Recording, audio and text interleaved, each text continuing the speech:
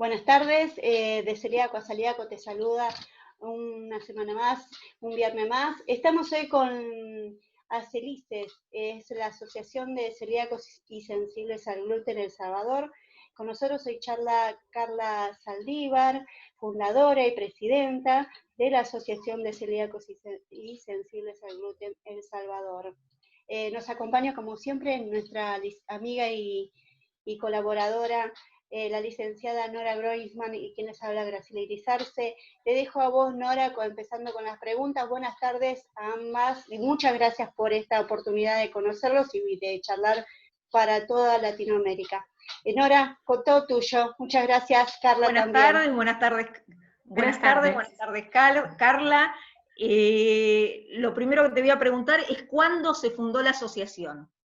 Hace 10 años, en mayo del 2010, comenzamos las actividades. ¿Por qué decidieron fundarla?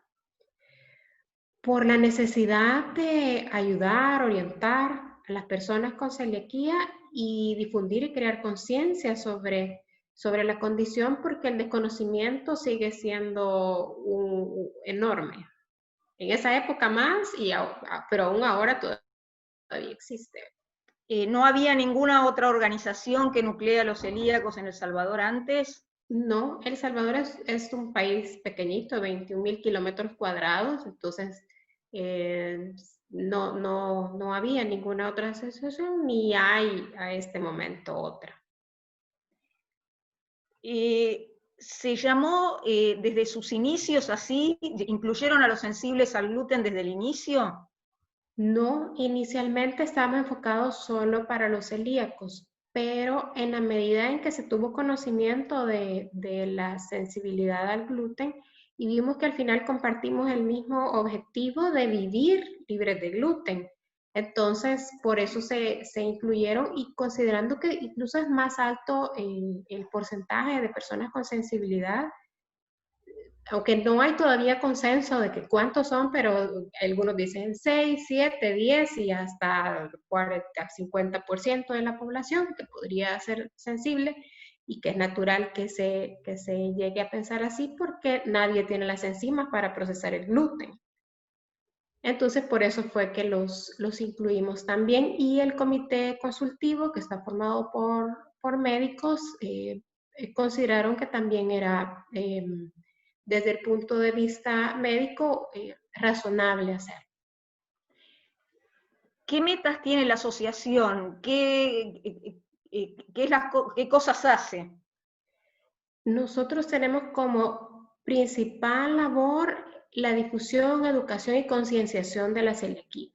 Trabajamos un grupo de personas en forma voluntaria, no es que sea una asociación con personal fijo, sino que es todo el mundo lo hace en forma voluntaria.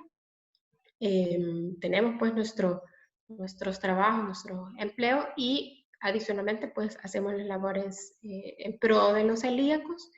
Entonces hacemos estas labores de difusión y de orientación, acompañamiento a la persona celíaca también. ¿Los acompañan en reuniones? ¿El acompañamiento es personal? ¿Cómo lo hacen? Hacemos reuniones, al principio las hacíamos mensualmente, pero ahora las hacemos cada 2 meses, y en este año pues que ha sido diferente para todos, entonces las estamos haciendo en línea.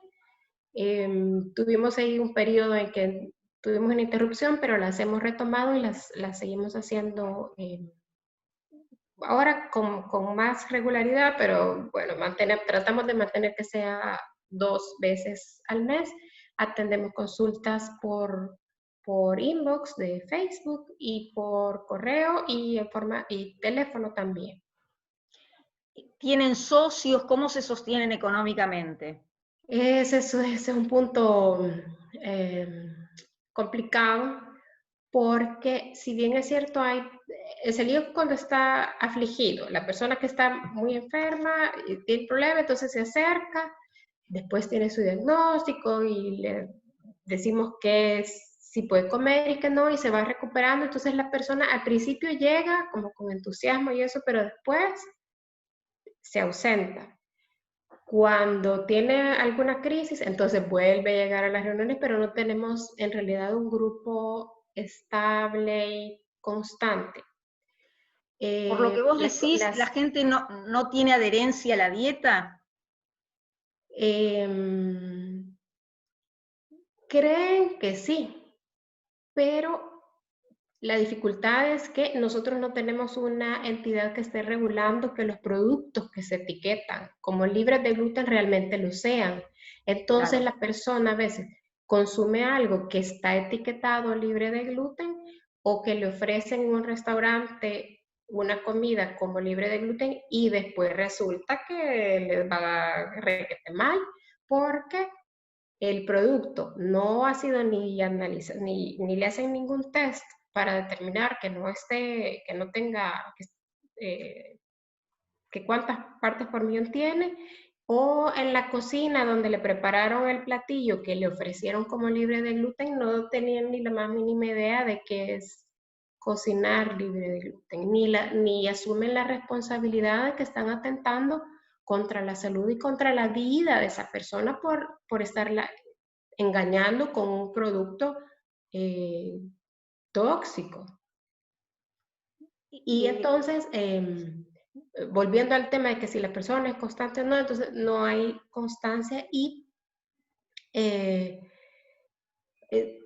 no tenemos una ayuda ni un ingreso permanente, sino que nos mantenemos de alguna ayuda o el aporte que la persona quiera dar voluntariamente. No hay, originalmente establecimos una membresía, pero siempre era el que tuviera voluntad de pagarla y que pudiera, porque es más el objetivo de ayudar y que se educara y que participara en las reuniones que pedir una contribución. Pudimos hacer eventos, incluso traer a El Salvador al doctor Cueto con la ayuda de un patrocinio, ¿verdad? De una clínica que conseguimos que pues ayuda del boleto, y había otro evento el que pagó el hospedaje y bueno, así lo hemos podido tener 2 veces en el país, pero no es con fondos propios de la asociación, sino que en un momento específico se consiguen fondos para un objetivo, para una charla, una difusión y lo hacemos. El sostenimiento en realidad es complicado como para hacer frente de compromisos que una asociación formal implica. Afortunadamente, los medios de comunicación, las tecnologías de información y comunicación en esta época nos permiten hacer mucha labor en la que, digamos que no tenemos que invertir. Usamos nuestras computadoras, la conexión de la casa, y así pues trabajamos. El teléfono propio, que se pone ahí ese es el número. Conseguimos también un sitio, por ejemplo, el Colegio de Químicos y Farmacéuticos nos da un espacio para reunirnos, por el que no pagamos. Al principio era en un auditorium de un hospital, pero después ya no se pudo continuar ahí y nos dieron el apoyo de el Colegio de Químicos a través de una celíaca que era miembro del colegio, entonces ella nos consiguió ese apoyo. O sea, a pura buena voluntad de personas que ven como de beneficio esta labor de educación y en pro de la salud, es que vamos adelante. ¿Hay alguna legislación referida a alimentos libres de gluten o a la celiaquía en El Salvador? Hay sobre el etiquetado de alimentos previamente envasados, que es un reglamento técnico centroamericano, aplica para todos los países de Centroamérica, que establece que todo producto previamente envasado debe advertir cualquier presencia de gluten. O sea, aquí ni siquiera nos estamos refiriendo a 20, 10, a 5 partes, sino que cualquier presencia debería ser advertida. O sea, es el ideal al que todos aspiramos, ¿verdad? Que cualquier cosa que no fueras, pero la realidad es que eso no se cumple. Y aunque hemos hecho gestiones de la Defensoría del Consumidor, porque es a la institución que le corresponde velar por el cumplimiento de ese reglamento, pues los resultados no han sido positivos. En realidad no ha habido ninguna respuesta, por más que se pongan avisos o denuncias, pues eso no camina. Procedimos después ante ese silencio de esa entidad, ante la Procuraduría para la Defensa de los Derechos Humanos, para que ellos nos apoyaran en esa gestión que tienen, ¿verdad?, como el rango de una institución pública, para que les pidiera cuenta sobre la omisión de su actuación. Y tampoco respondieron a la Procuraduría. Entonces, bueno, ahí el siguiente paso sería ir hasta la Sala de lo Constitucional con un amparo, pero bueno, a ese nivel no hemos llegado.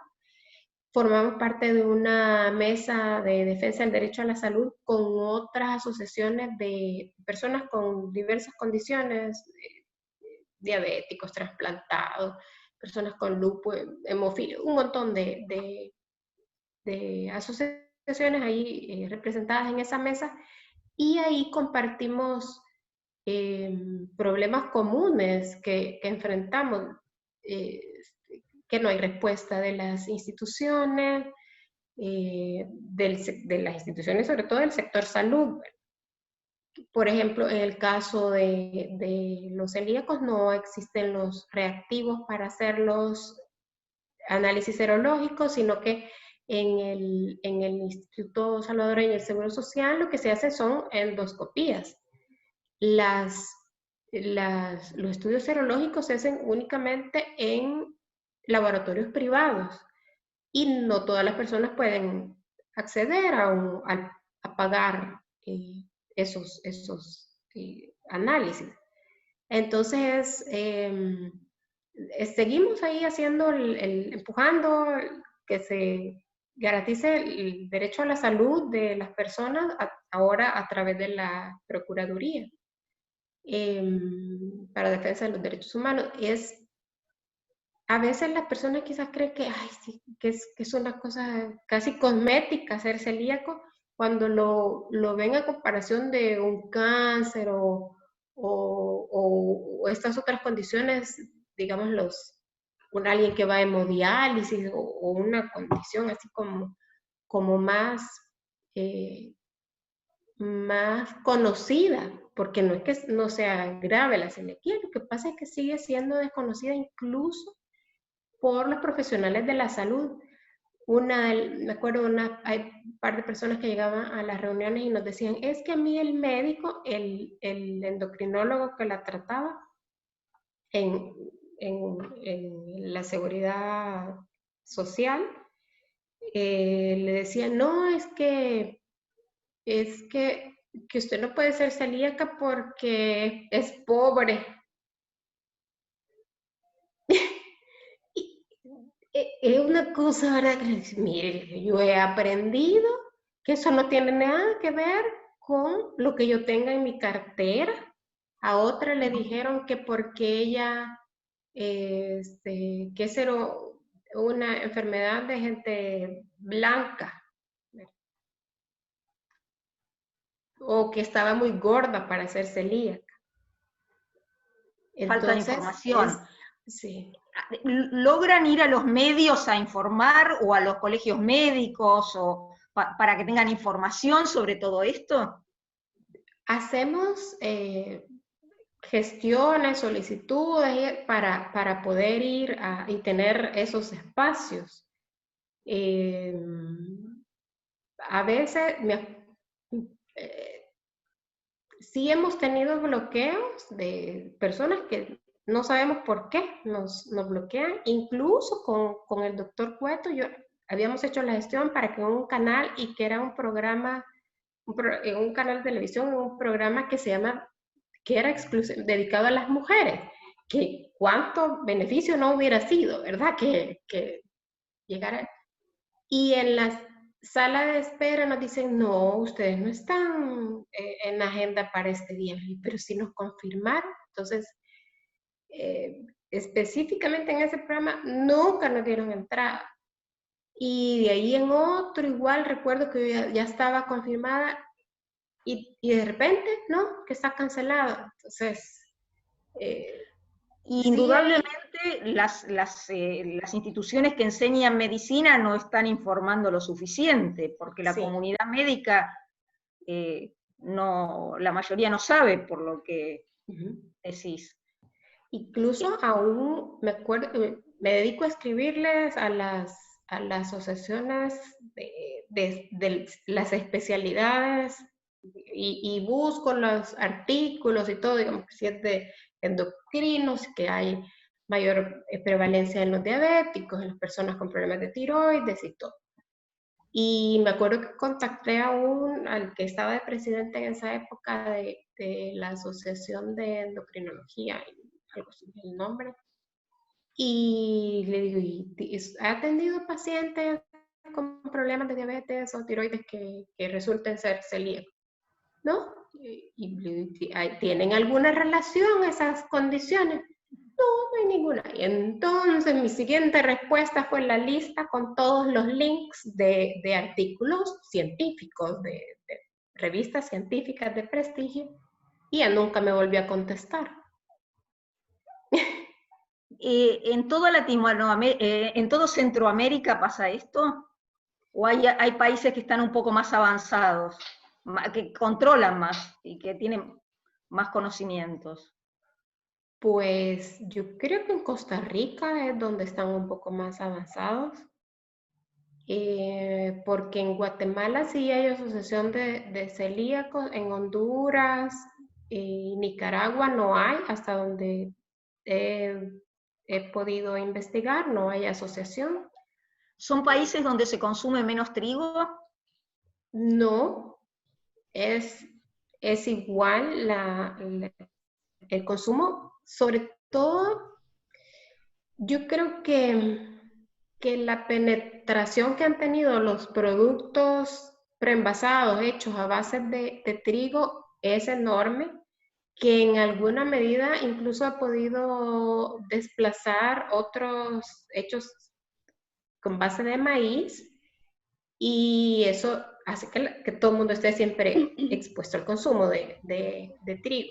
Incluso los platillos típicos salvadoreños que son hechos de maíz, pero lamentablemente les agregan condimentos a todo, hasta los frijoles, por ejemplo, que los frijoles no necesitan que les pongan cubitos, sabrosadores, salsas y otras cosas que tienen gluten. Entonces eso hace que la pupusa, que es como una tortilla que tiene relleno de queso, frijol, pueden ser vegetales, chicharrón, que podría ser consumida si todo fuera de verdad libre de gluten, pues resulta que no, porque a los frijoles le han puesto cubitos, abrazadores, salsa, o porque el queso que están usando tampoco hay garantía que sea libre de gluten. Aquí ha habido alguna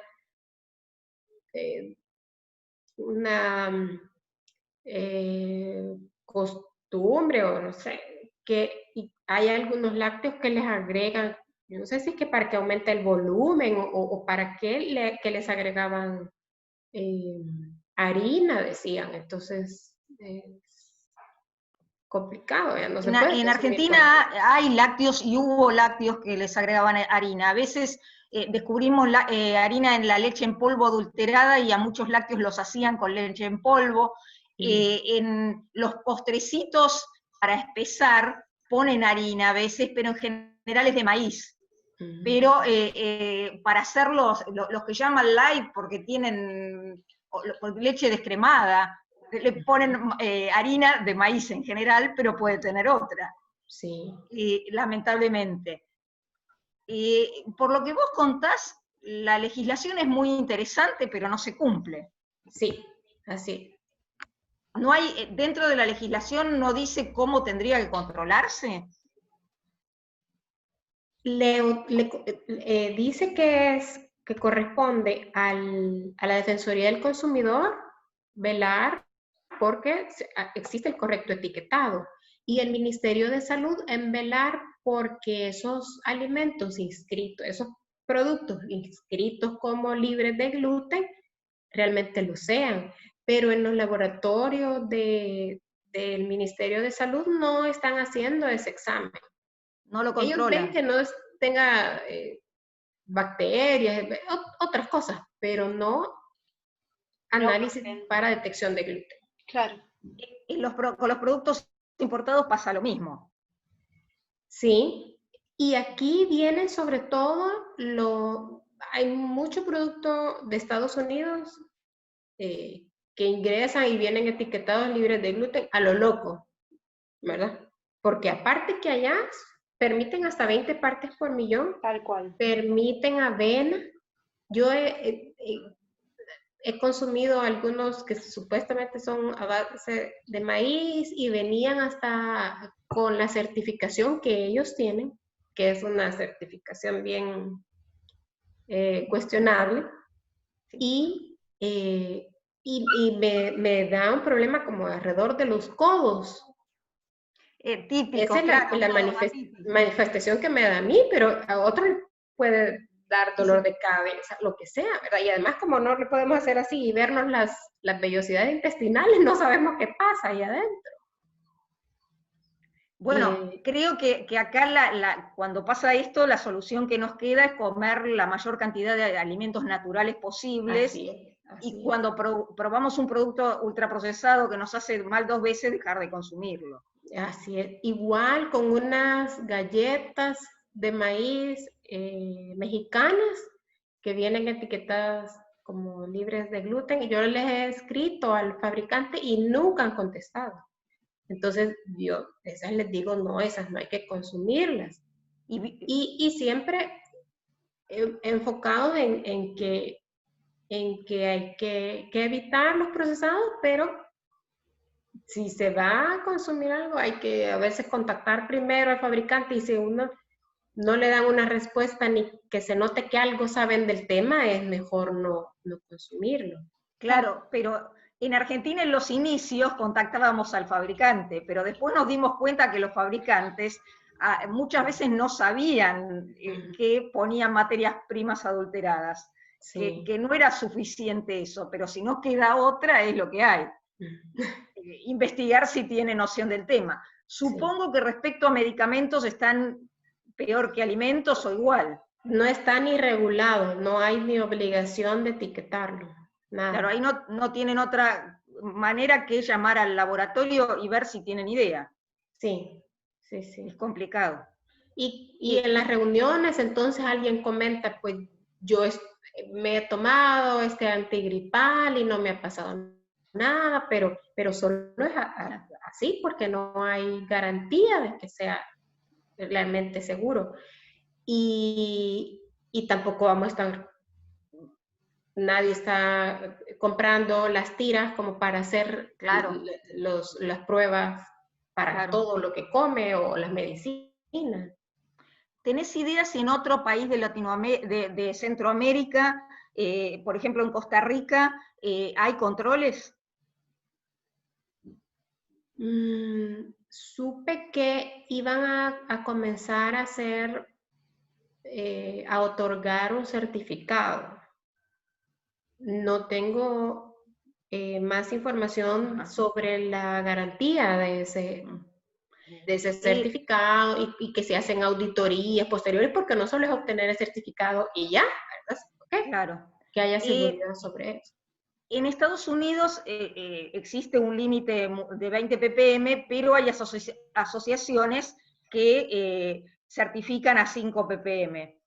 En Argentina, cuando no existía el buscador del ANMAT y el listado oficial, había asociaciones que mandaban a analizar los productos o le pedían a las empresas que traigan los certificados. no piensan en la posibilidad de hacer eso mientras el Estado no se ocupe, porque en la mayoría de los países el Estado no se ocupa. Argentina es una excepción en eso. Pues la verdad que de parte nuestra no, en este momento se nos dificultaría asumir ese compromiso. Claro, es mucho tiempo. Sí, sí, sí. Claro. No tenemos las personas como para estar dedicadas solo a eso y los recursos. Argentina tuvo dos asociaciones principales que tuvieron dos maneras diferentes. Una analizaba los productos, la asociación, y otra le pedía que analicen en laboratorios privados públicos y privados a las empresas, y las empresas tenían que traer la certificación. No es suficiente porque tendría que ir la persona de la asociación a controlar las buenas prácticas de manufactura también. Pero sí, hay un compromiso de la auditoría. Sí. Claro. Pero eso en algún momento funcionó hasta que logramos que el Estado fiscalice todo esto. Una pregunta, ¿sos celíaca? Sí, sí, soy celíaca. ¿Cuándo te diagnosticaron? ¿Cómo? Yo tengo el diagnóstico con serología y biopsia hace 12 años, el 2008. Y me lo hice en Costa Rica porque estaba viviendo en esa época allá. Resulta que hace 20, el año 2000, yo fui a una clínica de medicina biológica porque estaba como con problemas de gastritis y una compañera de trabajo me dijo, sí, allí que son buenos. Y entonces resulta que dentro de las pruebas que hacen allí con un equipo que se llama de electroacupuntura de Bolt, que eso no tiene nada que ver con el protocolo oficial de diagnóstico de celiaquía, me dice, usted tiene síndrome de mala absorción y debe evitar el trigo. Ah, bueno. Ese era todo el diagnóstico. Entonces, cuando llegué a la casa, empecé a investigar, bueno, es un síndrome de mala absorción. Y entonces ahí fue que me encontré con la palabra gluten y que había una enfermedad y todo eso. Entonces yo dije, pues quizás es que tengo eso, ¿verdad? Que es enfermedad celíaca. Y comencé a tratar porque aparte que después de ese examen me fui a hacer la endoscopía con el gastro y ahí me confirmó que tenía gastritis, nada más. Bueno. ¿No tomaron biopsias de intestino ni investigaron? Como no, creo que él no sabía nada de celiaquía. Creo que tomaron biopsias porque para descartar el Helicobacter y además salí pues, pero en estómago, no en intestino. Bueno, pues no sé, pero salí entonces solo por el Helicobacter nada más, ni siquiera y gastritis erosiva, no me acuerdo qué medicamentos, algo así era el diagnóstico. Y nada, hasta ahí. Entonces yo traté, ¿verdad?, de dejar de comer lo que yo creí que tenía trigo. Por supuesto que no era en realidad una dieta. Habían cosas que sí dejé de comer, pero otras que no tenían ni idea de que tenían gluten, entonces las seguí consumiendo. ¿Te dijeron que podía ser celíaca? No, solo me dijeron que era un síndrome de mala absorción. Mala absorción por el trigo. Bien, ahí lo entiendo. Entonces yo sola dije, pues no, esto se llama celiaquía, enfermedad celíaca, y voy a dejar de comer esas cosas. Pero el 2006, 6 años después, me fui a vivir a Costa Rica y allá sí había una asociación de celíacos y comencé a ir a las reuniones y todo, y dije, no, la verdad que sí, aquí sí hay un médico que sabe, tengo que hacerme el examen porque no asumir que con eso y ya decir que soy celíaca, y como no es que tuviera manifestaciones muy graves, sino que era, bueno, del digestivos era como pasaba más con estreñimiento que con diarrea. De repente había un episodio que decía, ¿verdad? Me cayó mal esa comida, cayó pesada, o estaba a saber que estaba contaminada con algo. O eso era básicamente. Pero resulta que después al tener el diagnóstico en 2008 sí dije, no, problemas de uñas frágiles, que las mías eran súper duras y de repente no, verdad que eran bien frágiles, o resequedad en los ojos. Bueno, ya en los exámenes formales en Costa Rica sí salí que tenía osteopenia leve, o sea, sí ya fueron saliendo otras cosas que aquí quizás hubiera llegado a un estado bien complicado, claro, porque nadie sabía del tema. Incluso yo estaba en 3A, March 3A, y andaba, digamos, nunca fui hospitalizada por eso ni nada, pero me acuerdo cuando la gastroenteróloga me llamó para confirmarme el diagnóstico y me dice, sí, que había dado positivo y que el gluten era cianuro para mí. Entonces, no, dije, de verdad que sí, porque como antes era que no tenía mayores manifestaciones, había vuelto a comer algunas cosas con trigo, entonces no podía haber sido como una alergia, pensaba yo, porque había salido antes alérgica a otros alimentos y que ya había vuelto a comer al pollo, al coco, a la avena, había salido en las pruebas, en las pruebas que hacen así de alergia, eso había sido antes del 2000, pero era como una alérgica y me daba rinitis. Pero ya había allí, pues, evidencia de que sí, no era una simple alergia a mala absorción, sí, sino que era la celiaquía, pero por el desconocimiento que había aquí del tema, pues no fui diagnosticada en tiempo. Entonces, verdad, ya a partir del 2008, entonces sí ya fui aprendiendo más en la asociación de celíacos en Costa Rica, y estaba como pendiente, digamos, de lo que se decía en El Salvador del tema. Recuerdo que una vez me mandaron un recorte de periódico, una imagen del periódico en la que alguien preguntaba que era celíaco y que si podía consumir un cereal tipo cornflakes, ¿verdad? Y entonces le había contestado una nutricionista que sí. Y me acuerdo yo que al buscar en internet, en el sitio de Kellogg's, había una opción para poner, usted, aunque ellos usaban el término alergia, ¿tiene usted alergia al huevo? No puede consumir estos productos.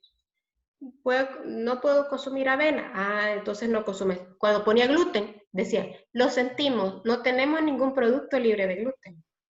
En esa época ellos nada, no fabricaban nada que fuera libre de gluten. Después es que sacaron una versión de Rice Krispies y no sé si otro que fuera libre de gluten, supuestamente.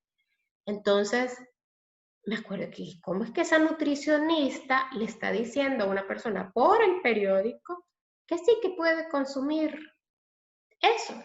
Y escribí al periódico y publicaron mi respuesta y todo. Entonces, desde allá yo decía, bueno, sí hay una necesidad de que en El Salvador se oriente adecuadamente a las personas, porque si no, ¿cuántos no van a estar padeciendo por no saber qué es lo que deben evitar?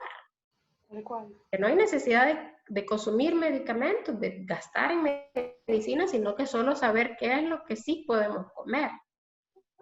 ¿Consideran que hubo algún, desde que están ustedes, desde el inicio de la asociación, consideran que en El Salvador hay un poco más de información o que siguen siendo medios negativos en cuanto a la celiaquía, por lo menos en el sistema de salud.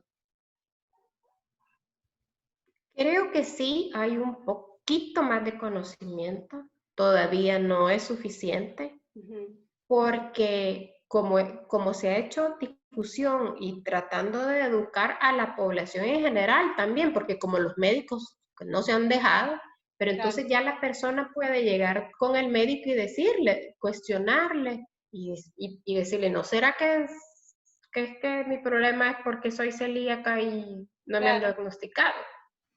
Claro, es importante. Pero sí, con los médicos, con los especialistas, sigue siendo un grupo complicado para dejarse, para abrirse al conocimiento. Para educarse, ¿no? Para implementar este diagnóstico. Yo los vengo siguiendo hace rato, me queda un minuto de grabación, y lo que me gustó mucho que están dando educación alimentaria, lo cual creo que es muy positivo que una asociación empiece a dar esa educación alimentaria para la sociedad. La verdad, Carla, están a pulmón trabajando. Sé que les falta mucho, pero sé que lo van a conseguir porque he visto las reuniones que han hecho con Cueto y la verdad están muy buenas. Ojalá que tengan mucho éxito y pueden contar con nosotras desde en cualquier momento, por supuesto. No sé, Nora, si tenés algo más. Muchísimas gracias, Graciela. Y Nora, que ya no la veo, pero bueno. No, sí, no sé, se le cortó la imagen.